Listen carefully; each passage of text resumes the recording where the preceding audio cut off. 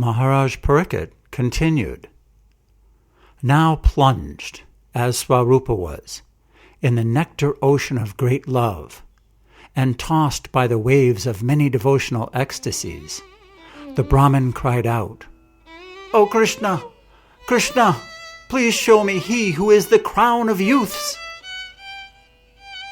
Taking a blade of grass in his teeth, he bowed down before Swarupa, and with plaintive words asked both him and the moving and unmoving creatures there, "Where is Krishna? Have you seen him?" Chanting Krishna's beautiful names, grasping his guru's feet, plunged in an ocean of love, and overcome by his guru's affectionate glance, that Brahmin wept. Overcome with great love, standing up, wandering as a madman and fainting unconscious, he fell on some thorny bushes. Sri Parikshit continued, "O Mata, from far away came sweet, deep sounds of bamboo flutes, horn bugles, tumburus, venas, and leaf flutes. Awakened by the loud sounds, standing up and running toward them, both Swarup and the Brahmin saw Gopal Dev, splendid with dark, handsome limbs, who enjoys limitless pastimes, who, so the cows could drink the Yamuna's water, and so he could play with his friends, with dancing limbs moving like the pastimes of a regal elephant, gathered everyone together, who was decorated with the ornaments of youth, who was an ocean filled with waves of handsomeness, who filled with bliss the eyes and hearts of the world, whose sweetness became newer and newer at every moment, whose handsome form had all transcendental virtues, whose ears were decorated with kadamba flower earrings, who wore a peacock feather crown,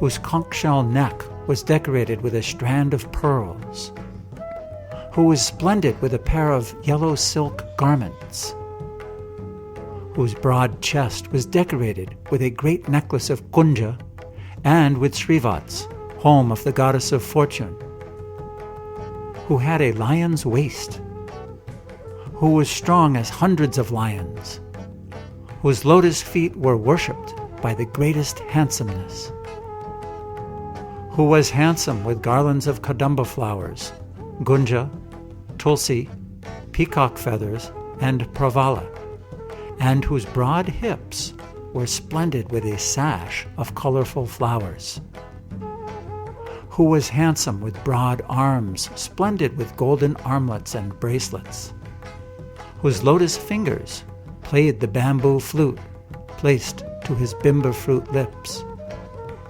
whose waves of nectar flute music, never heard before, enchanted the people of the world, whose restless, playful lotus eyes were decorated with pastimes of slightly crooked glances,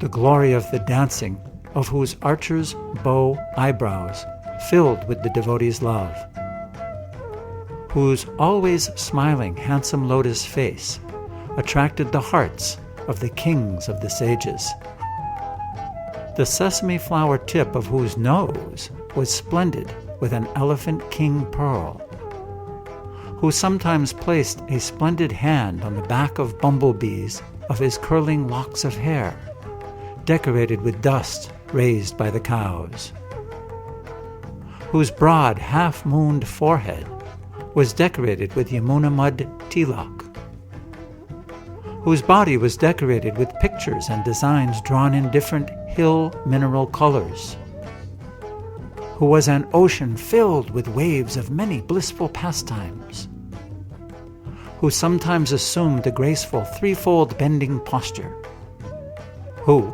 playing jokes on his flute, made his friends laugh, who decorated the earth with his footprints, and who was accompanied by his handsome and fair-complexioned elder brother, Balaram, whose age and ornaments were like his, and by his dear friends, who were also like him. Filled with the wonderful bliss of seeing him, they both fell down, offering Dandavat obeisances, their peaceful composure completely destroyed. Overcome with love for his dear devotees, and bewildered with happiness, Krishna ran to them, fell on them, and embraced them with his great long arms. His heart melting with mercy, the Lord bathed them with streams of tears of love. With both hands he pulled them and made them peaceful. Wiping tears of dust from their limbs, the merciful Lord embraced them again and again. Sitting with them on the ground, with the nectar of his words, he pleased the Brahmin.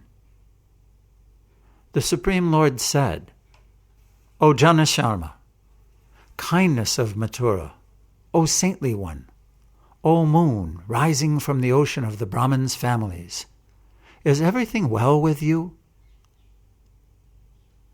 Sanatana Goswami explains that the Brahmin is here placed in his eternal position as a cowherd boy, and the Lord addresses him by his name in the spiritual world, Janasharma. From now on, he will be known as Janasharma. By seeing you, I and my friends have become very happy. My heart is drawn to your mercy. I always gaze at your path. Sanatana Goswami explains that the words, I always gaze at your path, mean that Krishna anxiously waits for them, thinking, when will they come to me? By good fortune you remembered me. By good fortune, after a long time, now I can see you. I am your obedient servant. Please stay here and enjoy as you wish.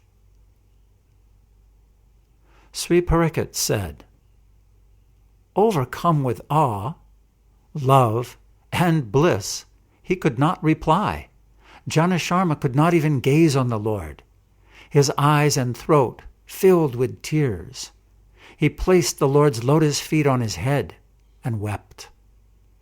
Not seeing any proper gift to give, Krishna, the crest jewel of the generous, became agitated. Taking ornaments from his own body, he decorated the Brahmin and made him look like Swarupa. In this way, the Lord was merciful to the Brahmin and made him a personal friend like himself. Then Janasharma attained his desires. Sanatana Goswami explains that the Lord made him one of his Gopa friends. By attaining his original spiritual form, the Brahmin's desires were fulfilled. That the devotees desire an attainment like this, and not material things, is described in the Srimad Bhagavatam 11:14-14, 11:20-34, 9:4-67, 10:16-37, and 10:83-41 through 43.